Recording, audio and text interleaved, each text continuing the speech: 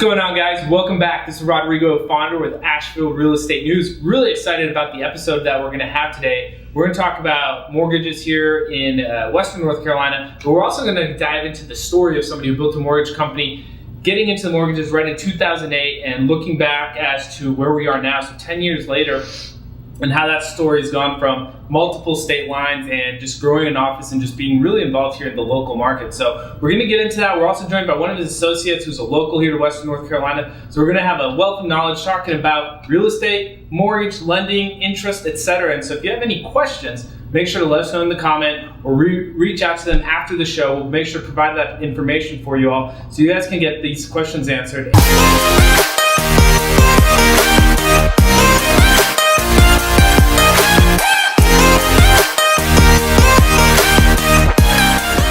To just kick these things off. So without further ado, let me introduce to you all Greg Bauguess and Matthew Oswald with PennFirst Mortgage. Thanks for joining, guys. Thank you very much. Yeah. So and Nolan, thank you.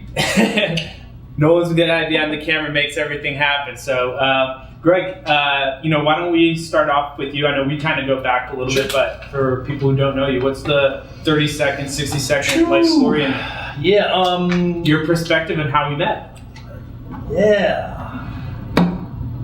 Sure, I'm kind of native to this part of the state. Rodrigo and Nolan were leasing some space. We ended up kicking them out. You did kick us out. Yeah, thank you. And we're still friends.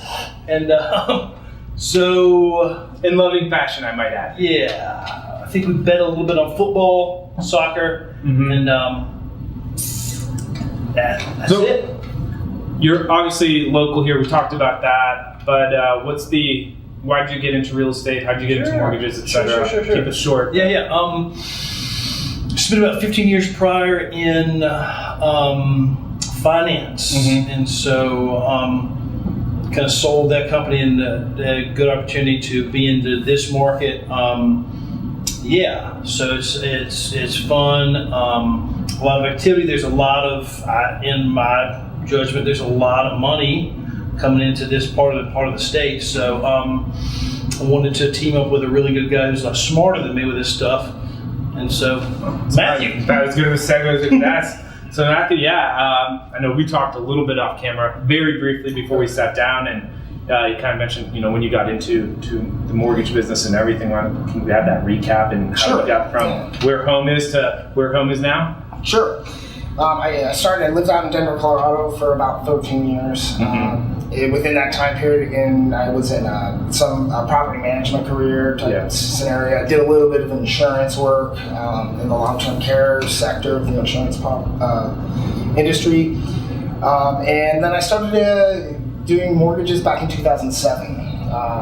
Good timing. It was good timing, and it was weird. I actually started in the senior section of the mortgage industry using the reverse mortgage for seniors. And it's a senior product. It's something that I'd moved past through my career. But at that time we were using FHA loans it was the first part of the shake in regards to the collapse of the housing industry that happened in 2008. Right. And we were using the FHA program to bail some of these people out of some of these really investor-style mortgages that were really shaky and that caused the collapse of the whole housing industry. So I did that. It's 2007. I moved back to Pennsylvania to be closer to my family. So I moved back in 2012, 13 and moved back. The company that I was working with out in Colorado was actually going to come to the East Coast and open up on the East Coast, and I came back, moved a house, and unfortunately those plans, they changed, and they did not want to continue that relationship, so I started PennFirst Mortgages in late 2013. Did that for a couple of years. I've been here for 3 years. It's 2018, so I've been here for 3 years. Followed a girl down here, met her, fell in love with Asheville, decided I was going to open up shop here, and that relationship kind of ended, and here we are today. Fair enough. So you started PennFirst in 2013. Yes. And then you moved down here shortly thereafter? I would say about 2 years. So okay, so after 2015-ish or so? Yeah, I would kick that. I started out of my hometown of Johnstown, Pennsylvania. Right. Lots of history there. When it comes to a historic piece of this country, we had one of the prior to what happened with the World Trade Centers in 2001. We had the Johnstown flood that happened in my hometown that was the largest devastation and people passing away in one event. It was a little bit over 2,000 people had perished in that flood. It happened back in 1889. And then also, so my hometown is where I started PennFirst Mortgages. And then when I brought it down here, it's so hard not to fall in love with this town. It's very sticky. It is indeed. And not just the people and the beautiful mountains outside, but everything. Yeah. The community. If you're gonna have to say there's like one thing that is your favorite thing about Asheville, like, do you know what that would be? Like for me personally, it's accessibility to the mountains. I grew up in a big city, 8 million people, and so just to get outside was like a 2-hour drive just to get away from people. And so it's weird because I've lived in some of the most amazing places, Denver, Colorado, where the whole Rocky Mountain range is there and everything, the skiing, the hiking, everything. And here, the same situation where it's within 5-10 minutes. I can't get out of this office because of the market, and I really enjoy being here and building this company, and that's to have these people and this community of people around here and watching the growth of Asheville. That's kind of what I really, really like, because I'm coming from a small town in Pennsylvania where the population is decreasing as opposed to increasing. Here it's completely increasing. So let's talk about that. What is your all's opinion of the market? Greg, why don't you give us your 2 cents, being a local? What do you see? Yeah. This part of the state, it's my judgment that if you're in the kind of upstate, Greenville, Spartanburg, coming through Asheville, heading north to like Johnson City, coming back around to Pigeon Forge and Gatlinburg, if you're in that region, overall you're good. If you're further out, then it starts to get a little shaky. I don't know whether you saw that this week came out. 2 of the top 10 cities to invest in real estate, residential in America, are in Tennessee. Guess what they are? I don't know. I'm guessing Knoxville would be one. No. Gatlinburg and Pigeon Forge. Nah. True. Really? True. Oh well, you're gonna have to give me some of that article now. I'm definitely curious. I would not have guessed that. So, do y'all work in Tennessee, or? But that's actually the next state that we're expanding into. Get your eyes set on that, huh? Yep. I do, and it's really kind of ironic because my best friend from Denver is moving to Nashville, Tennessee. So I'm very excited about that, and Greg really wants to move in there, and it's been on the top of my next state list. Very cool. That's exciting stuff. So, you built a company. You're building a company, right? Like that journey never ends as you're building something. What's that been like to bring a company that existed before Asheville, bringing it into Asheville? How, have you felt like the market here has been receptive to you coming in and building something? I have. I mean, it's the weird thing about PennFirst Mortgages is there's not really any money going out in paid advertising at this point. Not yet. Not yet. We'll talk about that. Not yet. Yeah, we'll talk about that down the road. We have to come down on those numbers. How much? But everything that I built today is from word of mouth and from previous clientele coming back, and then they're obviously the word of the work that I've done. But that's extremely validating, though. It's great. It's also most of my even being here only 3 years, I've had multiple clients buying multiple houses as the primary and then 2 investment properties, and then after. We just closed on the 3rd loan with one of our clients in the past 3 years. Wow. And that's really great. Yeah, that's exactly right. That's really cool. So I know you all have joined forces recently, and I would love to. People have this idea, and I think depending what circles is in, that Asheville's a hard place to find good work sometimes, And I know that can be a case. Like when I first moved here, I bounced around doing a variety of things. I was like worked in kitchens, I was a raft guide, I served tables. It's like whatever. So, being on both sides, I'd be really curious to kind of hear what your opinion is on the labor market. If that's something you feel comfortable saying. Sure.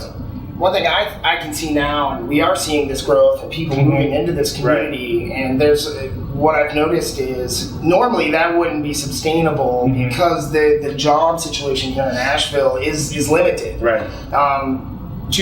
Limited. There's not many larger businesses here. But with where technology is going and the internet speed obviously is like historically fast now. A lot of companies are now allowing their key employees and employees that are in the $70,000 to $120,000 salary range to work remotely. Right. One, easing up on their overhead on office space, and also allowing people throughout the whole country to move wherever they want. And this happens to be one of the most desired areas in the country. And with that technology, allowing people to work remotely is allowing some of these people to come and bring their work with them. For me, it's the same thing. I came here with nothing. I came here with a very small mortgage company and a thought that, can I make it 3 years ago? And here we are now. Making it. Well, we're making it. We're going to make it. Whether it kills me or not, it's going to happen. And right now, having Greg here just the past short period of time has really brought it up another level, which is great. You're a local. Sure. Have you, always been here and been able to pursue your careers as you wanted to? Yeah. I guess what I feel and maybe what I see is that that there are maybe sectors within different classes of. I think that once again I see it out every day. There's a lot of money that's coming in Asheville. And it's been here for 10 or 15 years. I think that if you're 22 years old and you're a bar back, are you going to go from there to 6 figures working remote? Probably not, like just that. So you're going to have to do something else first. I think it's a hot spot to be in. I think there's a lot of opportunities for a guy like Nolan, who's 19 years old, right, Nolan? 20 to be here doing some cool stuff, right? So, I don't think you could do that if you're in some other town, right? I mean, I think it's hot. Yeah, I think it's, there's definitely a lot of growth opportunities. And not in every industry, but it's never going to be in every industry at every time. So, kind of got to pick and choose where you want to go. And, talking about that, so we're going back to these different mortgages that you all are writing and whatnot. You said you closed a third one with the same person over 3 years. That's a big deal. What's are you seeing that you're getting a lot of these repeat clients, and what's your opinion on why they're deciding to buy second, third, fourth, whatever houses it is that they're doing? Sure. Asheville, obviously, we have a small housing crisis here in regards to there are none. What are we looking? We're still under a 1% or 0% vacancy rate on rental properties. So that right there is pushing these rents to people can get whatever you want on the rents. So you could, in this situation, this is why wouldn't I expand my real estate portfolio and keep it as not only the home values are going to increase or are tracking to increase now, and that rental vacancy rate is so low, it's really a no-brainer to continue to acquire rental property. I can see that easily. It's a situation. But the problem is finding that right property. Being able to lock it down and get it under contract before. Is a home to you, Rodrigo, an investment? Sorry, say that again. Is Asheville home? Is a house an investment? True or false? I really think that depends how you want to approach that subject, right? I think there's a lot of good reasons to own the primary house you live in. Obviously, I think real estate as a whole is a good investment because that's the world I live in. Sure. And every day, I'm always actively looking to buy stuff, right, or buy houses. But from a personal standpoint, right now, I would never buy a house and then live in it. Okay. Because I don't think from you, do you look at money flowing? A house costs you money every month. Rodriguez lives in a van now, by the way. He does. Do you want to rent from us? Well, I mean, he's already in the van now. I rent a parking spot. I rent. We rent right now. So, do you like to? We rent, and we also have rental property, right? Okay. I wouldn't own right now. Good for you. personally would not own, and I wouldn't live in a primary residence, but I would buy rental property and I would rent it out. And again, I prefer to rent from somebody right now. I wouldn't own, and I don't think it makes sense from a numeric standpoint. Okay. And I think for me to own something, I would have to have an emotional reason to own it. It's just like with kids and a swing set and a dog and whatever, in a garden. I mean, that to me is like home. Right, But to own that. Yeah, but what are we talking about, though? Right? That's not a monetary investment. That's an emotional. Dual. That's an emotional. That's an emotional. I know I'm leading with emotion, but let's say this one. My sister and her husband, Ann and Matt, are about to make about $150K in 3 years on a house. Yeah, but if you would have bought that house in 06, you wouldn't have made $150K. But they did. Right. So they got lucky. But my point. You guys are getting off. So I want to jump in real quick on this because I can hear what you're saying. But in my thoughts right now, and if you do the numbers, I understand where you're at with the maintenance on the house, the taxation of the house, any maintenance or anything that can come up on the house. But what I'm finding right now is on the rental, that exact house, your rent is going to be much higher than what your mortgage payment would be. So that right there, I can see where you're at making it a home. I can see where you're at being like the liability and all of this and the commitment. But again, in the long term, your payment, and what is the difference between your rental payment and your principal mortgage payment, and that would be the monetary financial decision as a financial person. And I'll say this, and I think that's absolutely right. I just also think that a lot of the people who look at like that, they're not saying, hey, I'm paying $1,500 a month in rent or $1,200 a month in rent. If I buy a house, that mortgage payment's going to be $800. Are they saving any of that difference towards repairs or things of that nature? Yeah, because houses cost money. If you're not prepared for them, you all of a sudden got to put a $7,000 roof on your house. That's right. We buy houses from people sometimes who, for better or for worse situation, we call it. It's like a car, right? You never change the oil in your car. It gets to the point where the car doesn't function the way it's designed to function, and then it's not worth what it could be or should be worth. Or they come to us and do a renovation. Reno loan, we can do it. And which is nice because Fannie Mae came out with that a few years ago now to keep up with FHA's renovation program. I don't think that a number or anybody really is actively marketing those and giving their potential buyers even that information, and I think that we are going to change that. Well, what's that 30-second pitch? The 30-second pitch on a renovation loan is hey, America loves their DIY network. What's the other major network? They flip this house. Flip this house.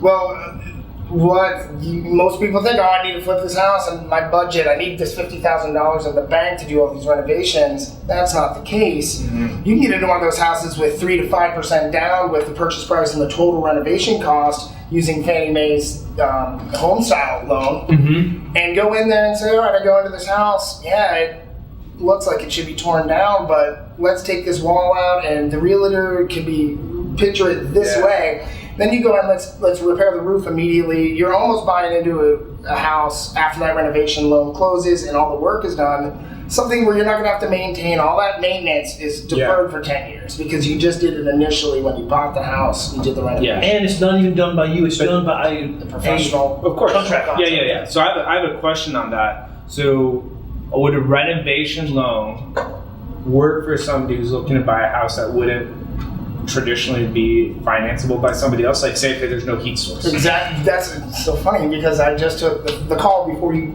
gentlemen walked into the office was that exact same scenario. She's looking at a manufactured house out in the country a little bit with no heat source. Now, manufactured housing is a little different ballgame when it comes down to these renovation loans. I just brought out a brand new lender. It's Remington Wholesale. They specialize in the renovation loans, and the way I ended that call is, hey, I need to call my account executive to see, because of the age of the manufactured house, I have one lender that they'll do a renovation loan on a manufactured house, but it has to be after 2006. Now this lender might have a different guideline, and I might be able to go past that date. It's something. So yes, any heat source, you can go in and put a heat source in, you can go in and put an AC unit. Fannie Mae's, the home sale will allow you to put a swimming pool in.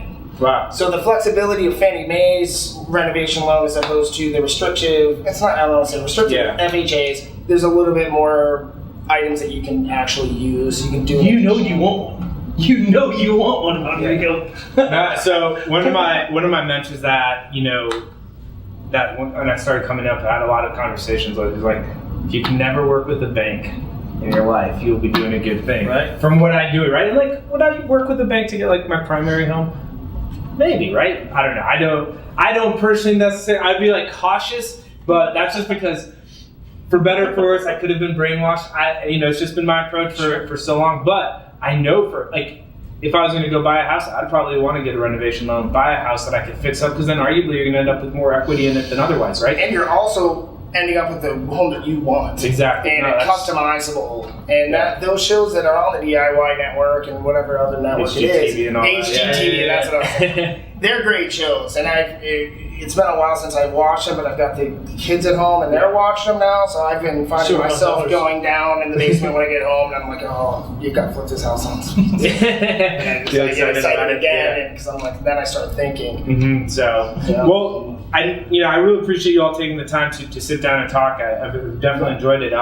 Would love to, get your 30-second word of advice for people who have been thinking about starting their own business, whether it's real estate related or not. I mean, you've gone through the gamut, and it'd be good to, what have you learned? And you have to plan and come up with, think of every single thing that could possibly happen, because it will. Yeah. Right now, actually, the company PennFirst Mortgages is hitting their 5-year mark, and I built my team now finally, and we're rewriting our business plan out 5 years. Mm-hmm. So it doesn't matter, no matter how long you've been in business, you have to look at your business plan, reevaluate your business plan, and rewrite your business plan periodically throughout the growth of any company.